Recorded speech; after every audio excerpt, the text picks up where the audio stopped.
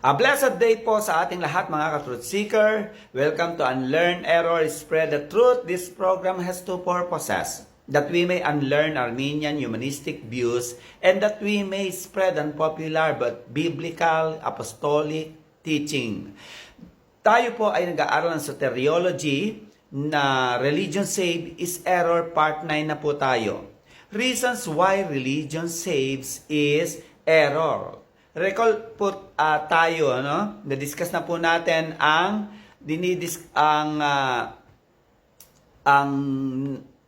labing siyam na reason why religion saves is error. Tayo po ay pupunta na sa number 20.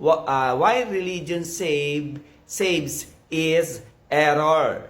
Ito po ang dahilan. Number 20. If religion is merely the outward expression of belief, mga ka-truth seeker, merely an expression of reverence, fear, and worship of God, manifested through discipline, obedience, and acts of love, then it does not serve as the basis of our salvation. Gusto ko i-explain sa inyo paano nga po ba nakakamtan ng tao ang kaligtasan. Number 1, from eternity, the Father elected the people for Himself.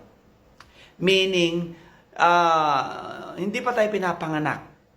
Humirang na ang Diyos para tayo ay iligtas. Romans 9:11, napakaliwanag po.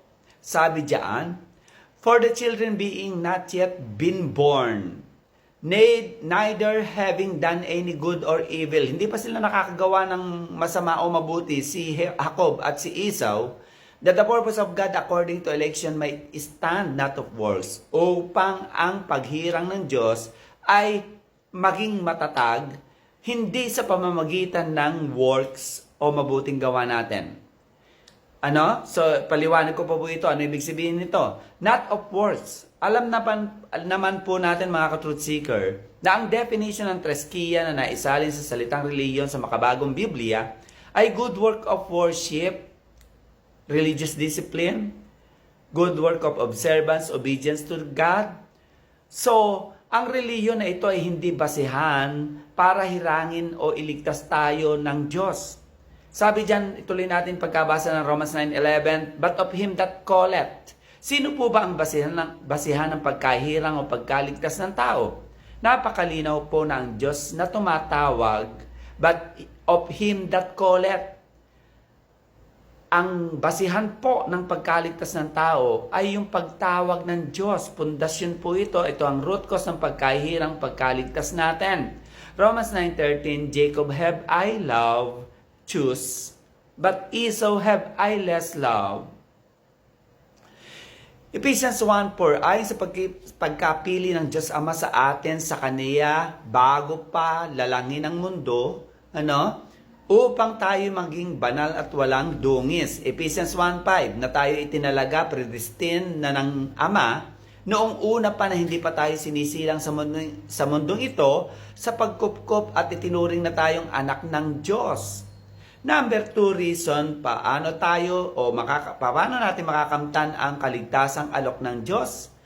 Number 2, from eternity, the Father and the Son entered into a covenant to justify sinners. Dapat po nating maunawaan na may dalawang problema po ang tao. Judicial condemnation, at ito po ay nasusolusyonan through the Father's justification. At yung justification na ito, hindi po nangyari nang ipinanganak na tayo sa mundong ito. Nangyari po ito in eternity, hindi pa tayo nilalalang. And it is accomplished by the Son. Hindi tayo ang mag-accomplish at hindi tayo ang root cause para tayo ay ma-justify. Psalms 51 verse 5. Sabi ni David, narito ako'y inanyuan sa kasamaan at sa kasalanan ay pinaglihi ako ng aking ina.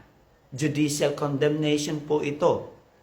Number 2 po na problema ng tao is spiritual corruption is resolved through regeneration, sanctification of the Holy Spirit. Ang problema po natin is spiritual corruption. Ang solution po ay regeneration, maborn again tayo, masanctify tayo, malinis tayo, and it is accomplished by the Holy Spirit in time. Ito po ay gawa at work ng Holy Spirit. Hindi po natin, wala tayong contribution, partisipasyon sa kaligtasan o regenerations, born again experience. Psalms 51 verse 5, narito ako'y inanyuan sa kasamaan, iniquity, o tinatawag nating spiritual corruption, at sa kasalanan ay pinaglihi ako. Paano po masusolusyonan ng spiritual corruption naman? Sabi doon sa Psalms 51 verse 2, hugasan mo akong lubos sa aking kasamaan. Meaning, hugasan, i-regenerate, i-sanctify mo ako, O Diyos, ng lubos sa aking spiritual corruption o pagkabulok sa aking loob. At linisin mo ako sa aking kasalanan. Ariing ganap mo ako, O Diyos, sa aking kasalanan at mga pagkakasala. Yun ang pinupunto ni David. Dapat rin po nating maunawaan na in eternity hindi pa tayo nilalalang, ay nagkaroon na ng tipanan ng ama at anak na humirang, pumili, pawalang sala, ariing ganap, i-justified, ituring tayo ng ama na blameless, walang kapintasan, tayong nasa ilalim ng condemnation ng Diyos. Ephesians 1:4 ang liwaliwanag. Sabi diyan, pinili na tayo ng Diyos, hindi pa tinatatag ang sanlibutan, hindi pa tayo sinisilang. Nagdesisyon na ang Diyos para tayo ay gawing blameless o pawalang sala. Nangyari po ito in eternity. Ephesians 1:5, pinredestin na tayo, tinalaga na tayo ng Diyos, una pa sa pagkukop na tulad sa mga anak sa pamamagitan ng Panginoong Hesukristo. Meaning, in eternity, hindi pa tayo pinapanganak, justified na tayo ng Ama, tinuring na tayong blameless, walang sala, at hindi lang tayo pinawalang sala ng Ama in eternity. Pagkatapos na tayo ay mapawalang sala, ay kinupkop niya tayo at itinuring na mga tunay na anak ng Diyos. In eternity, hindi pa tayo pinapanganak, hindi pa tayo nag-e-exist sa mundong ito. Ephesians 1:5 ang liwaliwanag po. And number 3 po, na pinupunto kasi natin is this. In time, God will regenerate us.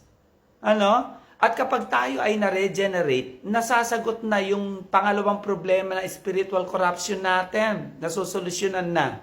So, ang salvation po ay ito. The electing love of the Father. Pinili niya tayo. Number 2, the justification of the Father through the redeeming grace of the Son, through the promise, redemption of the Son. And number 3, ang kakompletuhan ng pagkaligtas natin ay hindi faith at repentance, kundi regeneration. Regeneration of the Holy Spirit in time. Ito pong tatlong ito ang kakompletuhan ng pagkaligtas ng tao. Para makamta ng tao ang kaligtasan. At kapag siya ay ligtas na, na-regenerate na, saka lamang po ito magbubunga ng faith and repentance. Sana maunawaan po natin ito. I-explain natin yan kung paano nangyari yon sa mga susunod na panahon. Relevance challenge po tayo. 2 Timothy 1:7. Sabi diyan, hindi tayo binigyan ng Diyos ng spirit of fear, kundi kalakasan, pag-ibig, matinong isip. Meaning, sinasabi ni Pablo sa 2 Timothy 1:7, magpakatatag tayo dahil hindi tayo binigyan ng Diyos ng spirit ng pagkatakot. At ang binigay ng Diyos sa atin ay kalakasan, katatagan, pag-ibig at isip na stable sa lahat ng oras o self-control.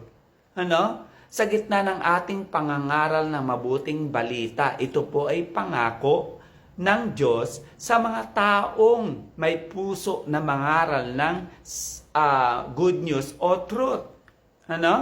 So sabi diyan sa 2 Timothy 1:8, huwag mong ikahiya ang pagpapatutuo, ang pangangaral, ang pag-i-spread ng truth, maging masigasig ka, at magtiis ka ng kahirapan dahil sa pangangaral ng salita ng Diyos ay may persecution o pag-uusig o pag-alipusta.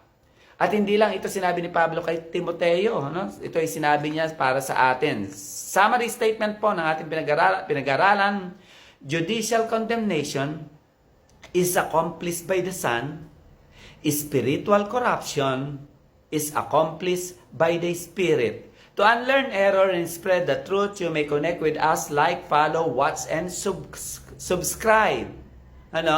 Ilalagay na lang po namin sa baba ang mga link. Good day!